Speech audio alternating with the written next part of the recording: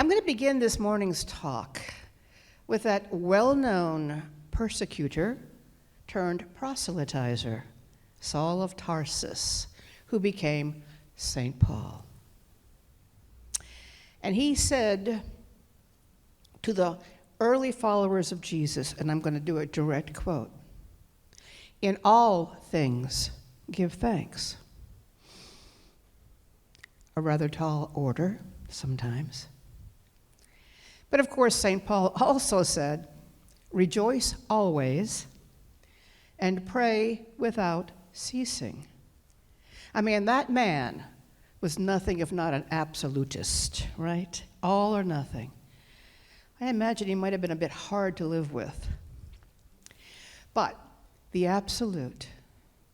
This morning I'm going to invite us to dive into the waters of the absolute and see what happens. As the shark said to the sunbather, "Come on in, the water's fine."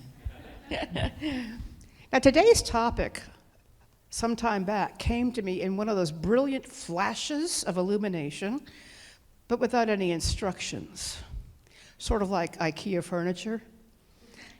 And my process is I get the flash and I go, gratitude beyond gifts? What does that mean? So I have to sit with it for a while and let it emerge, which it does. And it occurred to me that this is exactly what St. Paul was really talking about. Because what St. Paul was doing was up-leveling gratitude from its usual social interactive mode to a true spiritual principle and practice. Now, we are accustomed to giving thanks. Thank you, thank you, thank you. To and for people, for things, for experiences, and for, here comes that word, gifts. Sure. Whether those gifts be tangible presents or intangible blessings. And it's all good. That's good as far as it goes. But the key point here, though, is that in this human social interactive mode of gratitude, our gratitude is attached to, dependent on, or generated by something outside of ourselves. Think about it for just a moment. And even when we give thanks for something that is perhaps more interior and inherent, like a talent or a skill that we may have, I think that for many of us, the underlying belief is that this talent or skill that we have was given to us by something else, God, let's say, or life.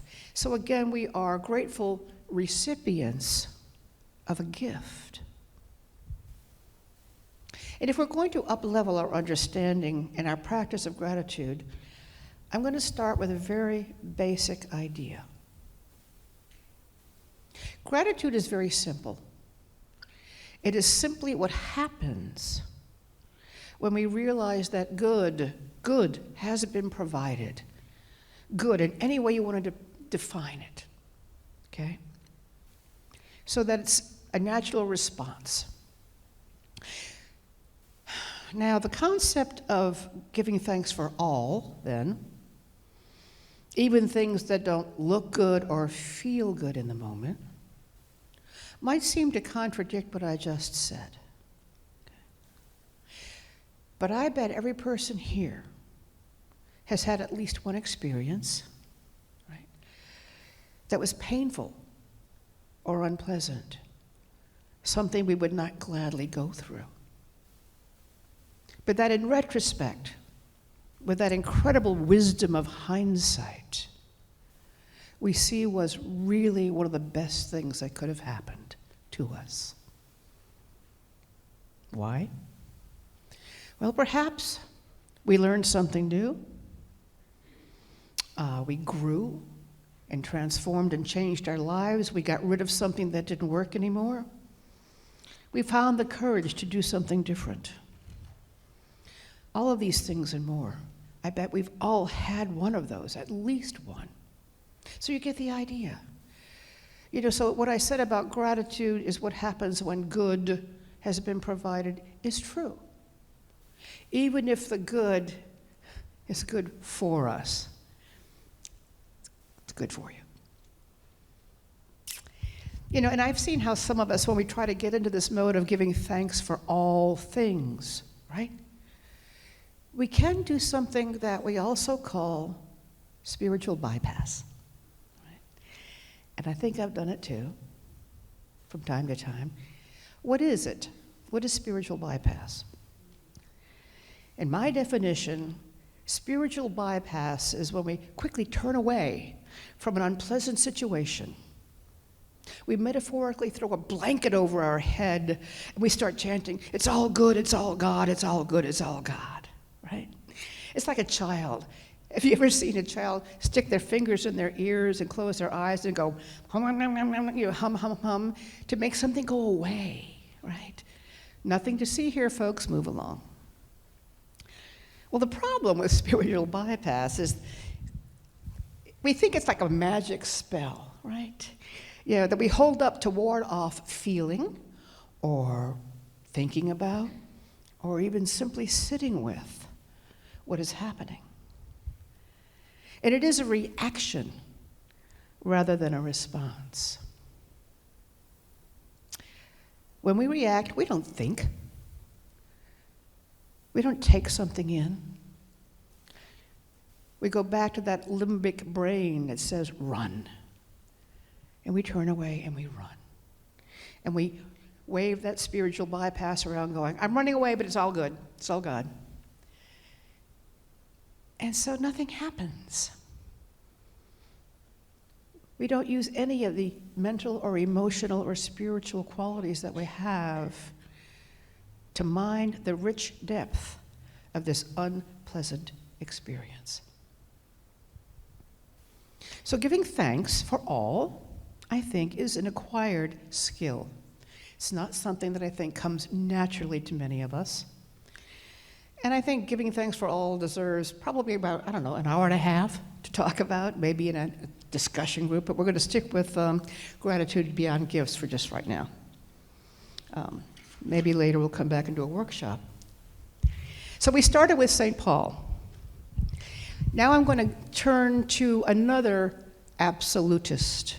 And this is the really wonderful spiritual mystic and writer, Joel Goldsmith. And I'm sure many of you know who he is.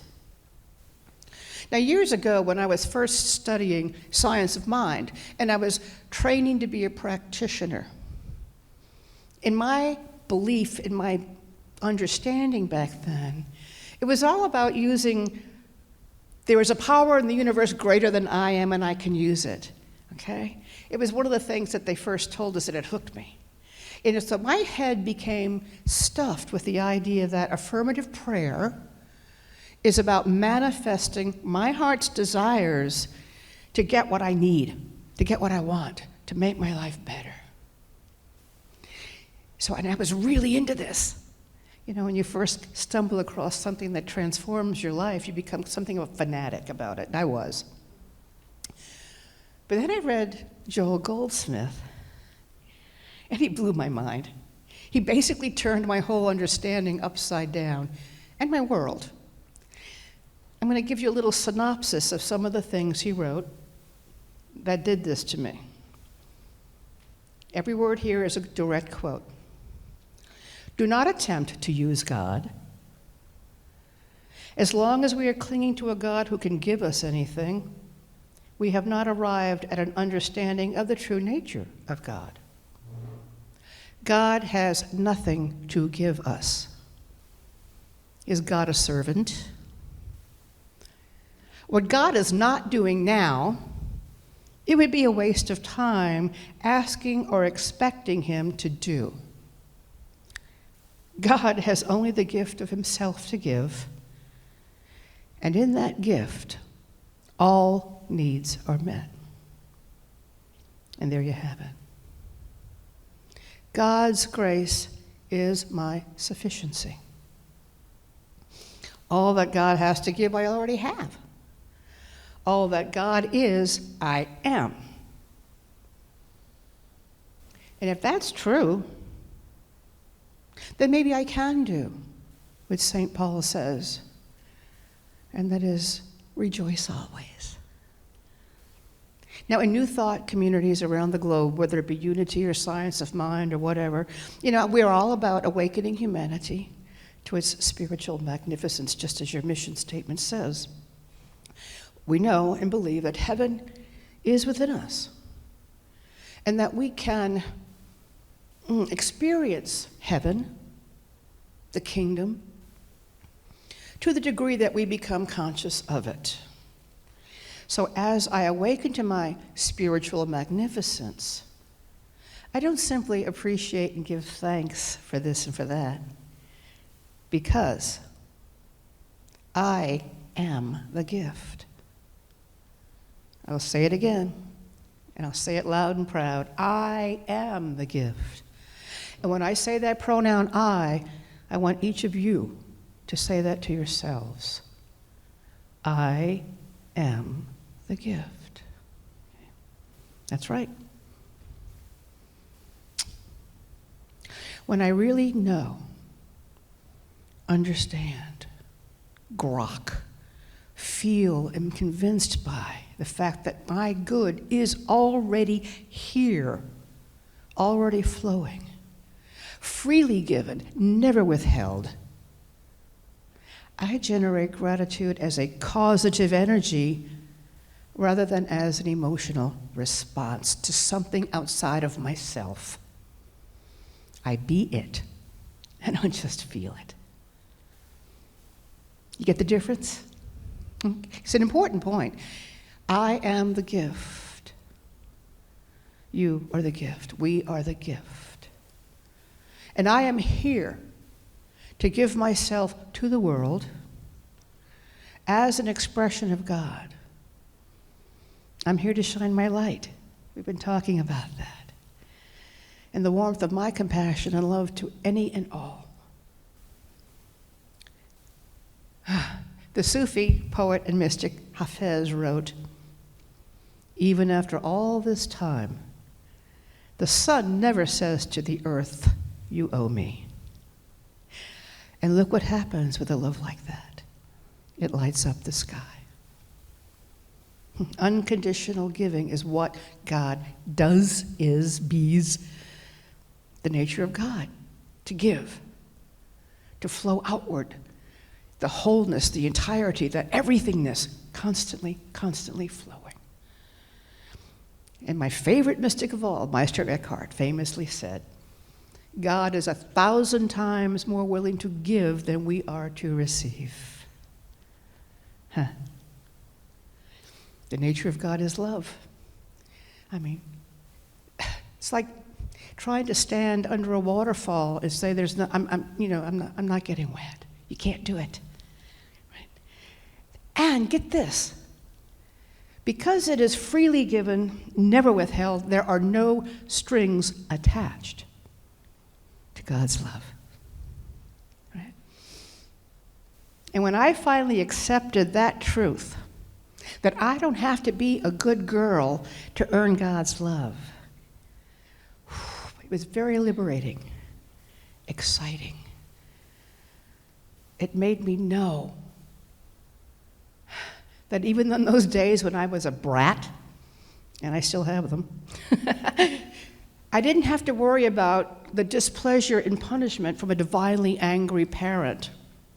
No. That love didn't falter for 1 second. Now, I still suffered because I was a brat. I mean, yeah, I did, but that was because of myself. My guilt, my, whatever. I regretted it. Oh, I rude, I'm sorry. But this was my stuff free of charge. This wasn't God. So that giving without attachments or strings was something I had to get used to and to really believe in and rely upon. Giving without attaching any conditions or expectations sets us free. And when I say us, I mean both the giver and the recipient. Have you ever had the experience of somebody giving you something, but it came with strings attached? Yeah? Yeah. How did that make you feel? Did it make you feel grateful? Or maybe did it make you feel a little resentful? Yeah. Or maybe at one time you wanted to freely give something to someone just because, no strings attached, and they couldn't receive the gift. Oh, no, they had to come back and give you something better. You know, you're going to give them a cake, they're going to bring you an entire dozen donuts or something more, anything to not be, quote, in debt to you. How did that make you feel? Did that make you feel connection or communion with that person? Or did you feel some distance between you? Now, these situations are so perfectly human in their imperfection, aren't they?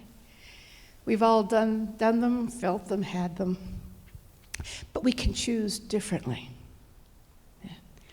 We can choose to be the gift as we remember that we live in a whole, integrated, benevolent universe that is not working on us, but is working for us and through us to expand itself into something greater, regardless of what we may see. Now remember, gratitude is a causative energy. It is not an emotional response. When we come from that place of recognizing, I don't need something outside to make me feel grateful. The gift is constant. The good is always there.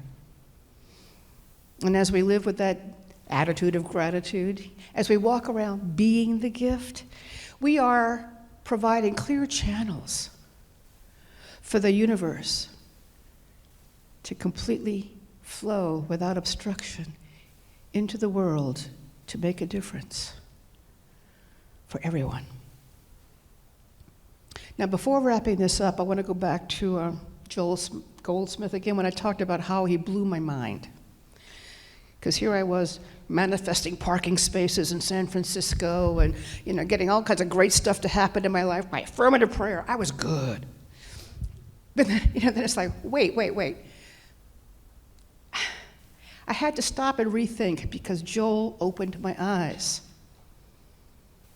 And I realized that science of mind and unity and new thought, really, when you get past your initial excitement and a little bit of misunderstanding, it's not about using affirmative prayer to get anything, right? It took a while to work it through, sitting there reading this stuff going, whoa. But I finally realized that science of mind, unity, philosophies, they're not trying to help us convince God to do anything, to give us stuff.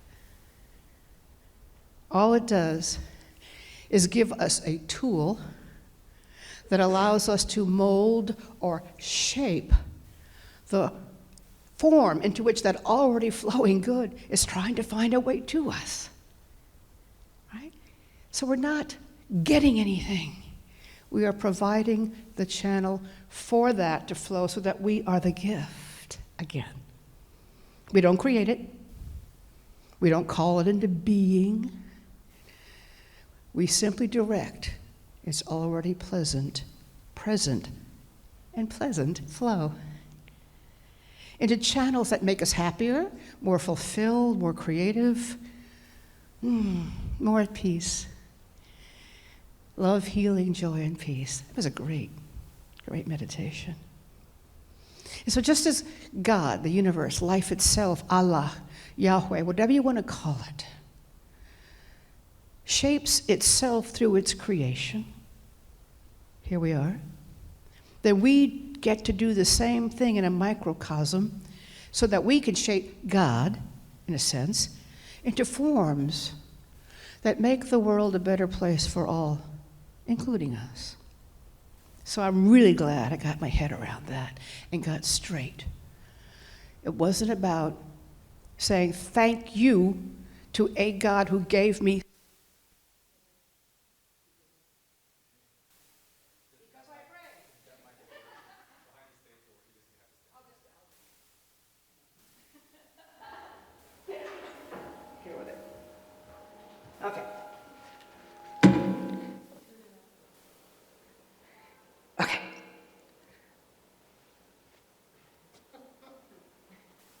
wrapping up. Scene two, here we go.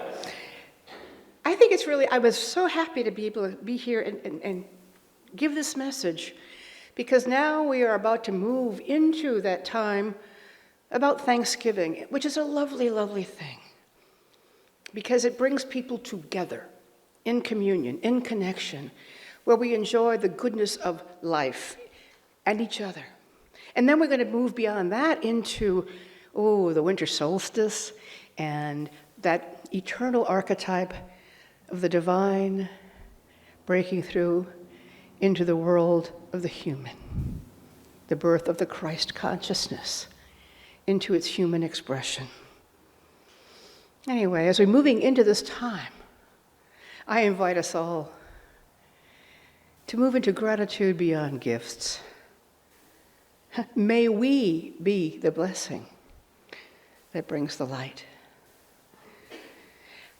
And may we be generous with everything except opinions and advice. And so it is.